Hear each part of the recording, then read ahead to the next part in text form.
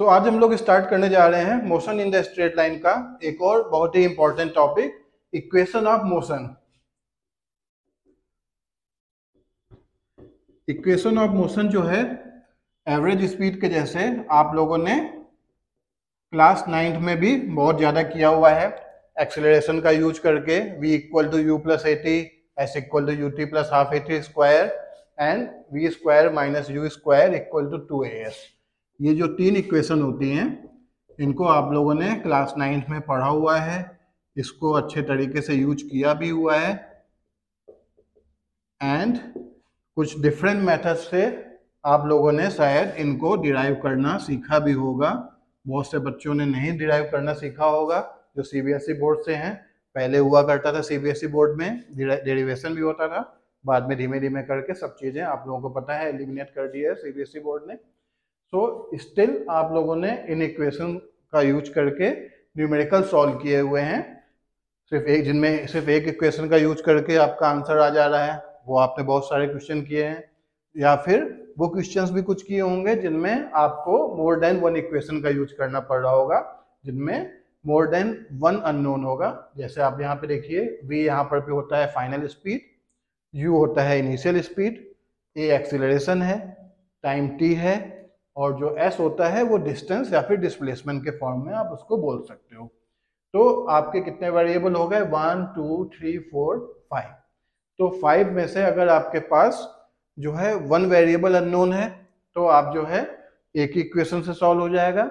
अगर आपको 2 unknown variable हैं तो आपको जो है 2 इक्वेशन लगेंगी। तो इन जनरल जिस इक्वेशन में आपका जो भी डेटा में अगर एक्सीलरेशन मिसिंग है और कोई और चीज भी पूछी गई है, ठीक है, एक्सीलरेशन मिसिंग है, कोई और चीज भी पूछी गई है, तो आप देखिए एक्सीलरेशन का यूज तो होना ही होना है, क्योंकि इक्वेशन ऑफ मोशन ये कांस्टेंट एक्सीलरेशन के लिए यूज होता है। ये इक्वेशन ऑफ मोशन कब यूज हो रही है? जब एक्सीलरेशन कांस्टेंट है, तब ये आपकी इक्वेशन ऑफ मोशन वैलिड है। और अगर एक्सीलरेशन नहीं होगा तो ये इक्वेशन सीधे सीधे सारी की सारी तीनों equation speed equal to distance upon time के फॉर्म में कन्वर्ट हो जाएंगी। अगर आप एक्सेलरेशन को रिमूव कर देते हो तो तीनों इक्वेशन आपकी इस फॉर्म में जो है कन्वर्ट हो जाएंगी, जो कि यूनिफॉर्म मोशन का केस होता है। ठीक है, तो इस मेज में अगर एक्सेलरेशन नहीं दिया है और कोई और डेटा भी पूछा गया है तो आपको डेफिनेटली 2 इक्वेशन ऑफ मोशन का यूज करना पड़ता है। इस टाइप के क्वेश्चंस आप लोगों ने क्लास 9 में किए हुए हैं। और भी जो बेहतरीन क्वेश्चन हो सकते हैं, हम लोग जो है बेसिक से स्टार्ट करेंगे क्वेश्चन करना, यानी बेसिक से मतलब जिनमें सिर्फ एक ही क्वेश्चन का यूज हो रहा होगा, एंड देन धीमे धीमे लेवल बढ़ाते हुए नीट का एंड फिर जेई लेवल तक जाकर के सारे क्वेश्चंस हम लोग करेंगे। और उससे पहले जिन बच्चों ने क्लास 11th में हैं, ये डेरिवेशन नहीं पढ़ा हुआ है, कैलकुलस मेथड का यूज करके इन इक्वेशन का डेरिवेशन आप लोगों से पूछा जाता है, आपको थोड़ा बहुत करना आना चाहिए। तो ये इक्वेशंस को डिराइव करके मैं आपको दिखा देता हूँ। फर्स्ट इक्वेशन एक्चुअली और कुछ नहीं होती है, जस्ट एक्सीलरेशन को जो है लिखने का एक दूसरा फॉर्म होता है। अगर आप इसको अरेंज करोगे तो ये हो जाता है v minus you upon T. v हो गई फाइनल स्पीड, u हो गई इनिशियल स्पीड, टाइम हो गया t। तो यहाँ पर पे ये और कुछ नहीं है, ये इक्वेशन सिर्फ एक्सेलरेशन को एक दूसरे फॉर्म में जो है लिखा गया है। तो change in speed per unit time वही एक्सेलरेशन होता है, तो एक्सेलरेशन की डेफिनेशन को दूसरे फॉर्म में लिखा गया है। सो अगर हम इसको जो है फर्स्ट इक्वेशन को डिराइव करना चाहते हैं तो एक्सेलरेशन क्या होता है? Change in speed per unit time, calculus के फॉर्म में उसको लिखा जाएगा dv अपॉन dt। तो derivative of velocity per unit time, तो यहां से that implies dv equal to a dt। दोनों टाइप में इंटीग्रेट करेंगे, और इंटीग्रेट करने के लिए आपको जो है अपर लिमिट और लोअर लिमिट चाहिए होती हैं। टाइम जो स्टार्ट हो रहा है वो 0 से टाइम स्टार्ट होकर के एक जनरल टाइम t तक जा रहा है। जिन्होंने इंटीग्रेशन का यूज नहीं किया है उनके लिए जो है क्लास 11th में हो, डेफिनेटली इंटीग्रेशन का आइडिया नहीं है, तो मैं एक जो है लेक्चर आपको दूंगा जिसमें आपका इंटीग्रेशन, डिफरेंशिएशन, जो लिमिट्स होती हैं उनको मैं आपको समझाऊंगा, सो दैट ये जो चीज़ें आती हैं, स्पेशली जो बायो के स्टूडेंट्स होते हैं जिनको ये चीज़ें समझ में नहीं आती हैं, वो थोड़ा सा उनको क्लियर हो जाएगा। तो ये जो मैं नीचे वैल्यू पर लिख रहा हूँ ये लोअर लिमिट कहलाती है, यानी कि जो है इनिशियल वैल्यू कहलाती है। इनिशियल वैल्यू इस वेरिएबल की, यहाँ पे वेरिएबल टाइम है तो टाइम 0 से स्टार्ट हो रहा है, एक जनरल टाइम t तक जा रहा है। इसी तरीके से यहाँ पर पे वेरिएबल है वेलोसिटी। वेलोसिटी जो है इनिशियल वैल्यू u है, फाइनल वैल्यू v है। सो इसको इम्प्लाइज करेंगे तो वेलोसिटी का जो इंटीग्रल आएगा v आएगा, एक्सीलरेशन कांस्टेंट होता है, इंटीग्रेशन के बाहर आ जाएगा, dt इंटीग्रेट होकर के टोटल टाइम t दे देगा जो कि 0 से लेकर के t तक जाएगा। इस तरीके से लिख देते हैं। इसके बाद हम लोग पुट करते हैं अपर लिमिट माइनस लोअर लिमिट। तो v की जगह अपर लिमिट v आ गया, माइनस लगा करके v की जगह लोअर लिमिट u आ गया। इसी तरीके से टाइम t में t माइनस 0, इस t की जगह अपर लिमिट पुट की एंड लोअर लिमिट पुट करी। वैल्यूज दी होती हैं, जैसे यहाँ पर पे 0 है, यहाँ पे 5 है तो 5 माइनस 0 हो जाता है। तो जब आप कैलकुलेशंस करते हो तो उस केस में बात कर रहे हैं। तो यहाँ से आ गया v minus u equal to 80 and that implies v equal to u plus 80।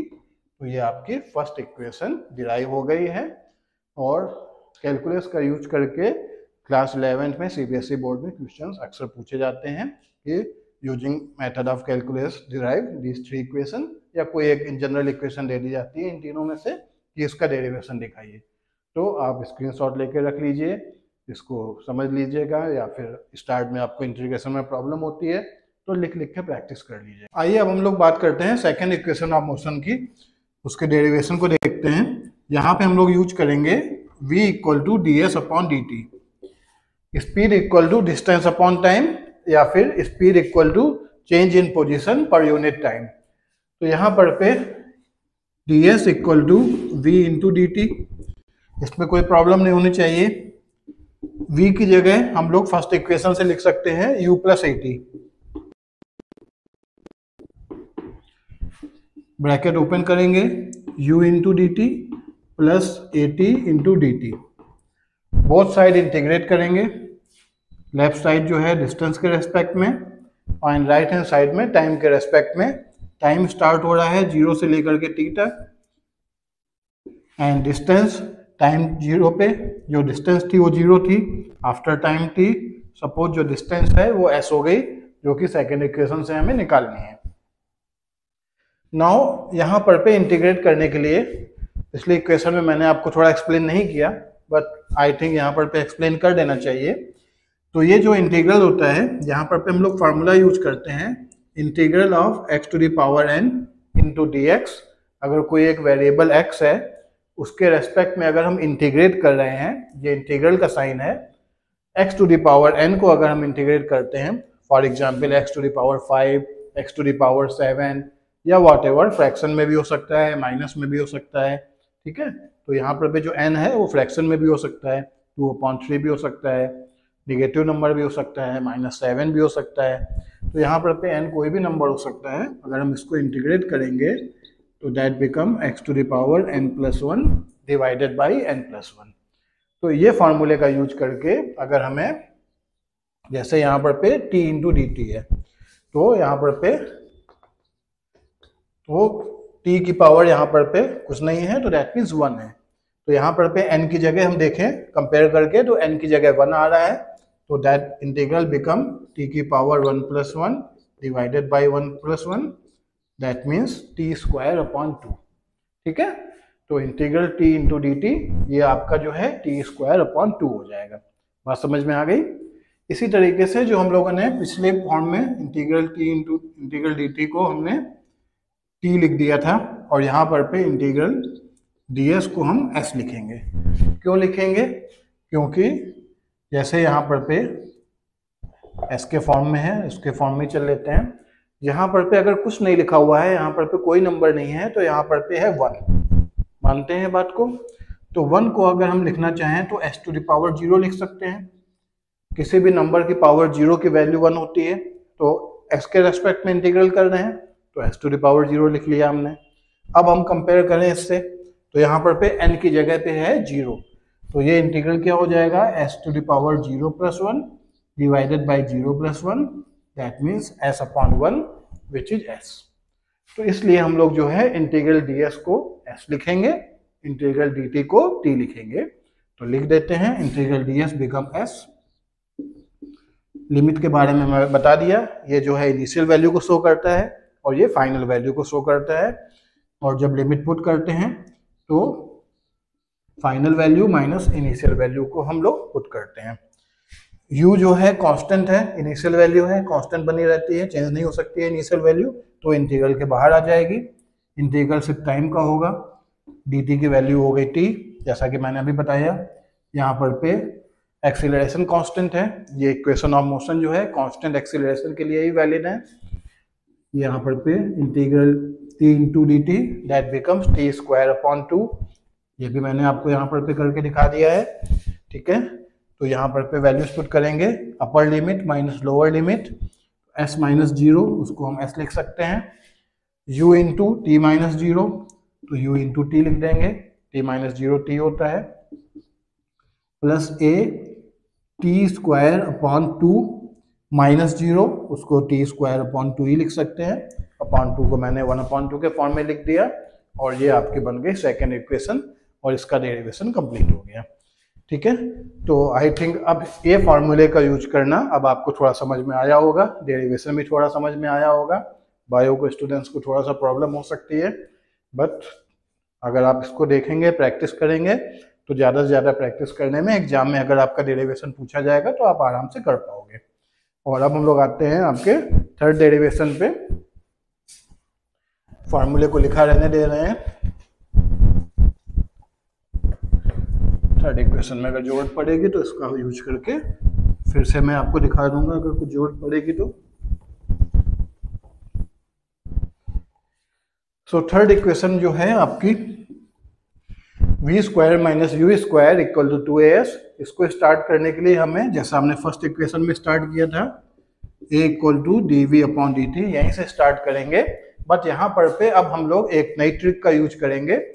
Suppose आपके सामने x अपॉन वाई लिखा हुआ है 2 वेरिएबल के फॉर्म में, एंड इसको आपको 3 वेरिएबल्स के फॉर्म में एक्सप्रेस करना है। तो आप इसको किस तरीके से एक्सप्रेस कर सकते हो, x upon z into z upon y, है ना। तो अगर आपको थर्ड वेरिएबल इंट्रोड्यूस करना है तो आप इसको इस तरीके से लिख सकते हो, कोई प्रॉब्लम नहीं है, समझ में आ रहा होगा, है ना। जेड से जेड कैंसिल हो रहा है, ये आपका x अपॉन वाई है, तो इस फॉर्म में इसको लिख दिया है। सेम चीज हम यहाँ पर पे करेंगे, dv अपॉन dt को dv upon ds into ds upon dt लिखेंगे, ठीक है। तो जब हम इस तरीके से लिखते हैं तो ये डिफरेंशिएशन में कहलाता है चेन रूल। मैथ्स के बच्चे पढ़ेंगे, बायो के बच्चे इसको नहीं पढ़ पाएंगे, तो ये चेन रूल है। बट जो बच्चे नहीं भी पढ़ पाएंगे तो इस चीज को देख के आपको ये बात आपको क्लियर हो पा रही होगी, ठीक है। अब हम वैल्यूज पुट करते हैं, dv अपॉन ds कुछ नहीं होता, ds अपॉन dt होता है चेंज इन पोजीशन पर यूनिट टाइम, इसको हम कहते हैं वेलोसिटी। अब इसे अरेंज कर देते हैं, v into d v equal to a into d s, both side integral करेंगे। वेलोसिटी इनिशियल होती है u, फाइनल होती है v, ये है 0 से लेकर के s तक। Integral v into d v, जैसा कि आपने पिछले केस में भी किया था, v की पावर 1 है तो that becomes v to the power 1 plus 1 divided by 1 plus 1, n की जगह यहाँ पे 1 आ गया है तो यहाँ पर पे भी n की जगह 1 पुट कर दिया, तो that means v square upon 2। तो ये वैल्यू पुट करेंगे, v स्क्वायर अपॉन 2 हो गया इंटीग्रल u से लेके v तक, a कांस्टेंट है, इंटीग्रल के बाहर आ जाएगा 0 से लेके s तक, upper limit minus lower limit, and इसको सॉल्व करेंगे तो आ जाएगा v square minus u square equal to 2as। ये आपकी थर्ड इक्वेशन जो है डिराइव हो गई। तो सबसे ज़्यादा इंपॉर्टेंट डेरिवेशन यही रहता है जो ज़्यादातर टीचर्स पूछते हैं एग्जाम में, क्योंकि यहाँ पर पे ये ट्रिक का यूज हो रहा है। कई बार मैथ्स के बच्चे भी कंफ्यूज हो जाते हैं, तो ज़्यादा टफ पेपर देना है तो ये करना है। और अब हम लोग आते हैं सीधे सीधे, ज़्यादा टाइम वेस्ट नहीं करते हैं, सीधे सीधे आते हैं अब हम लोग जो है अपना न्यूमेरिकल प्रॉब्लम पे।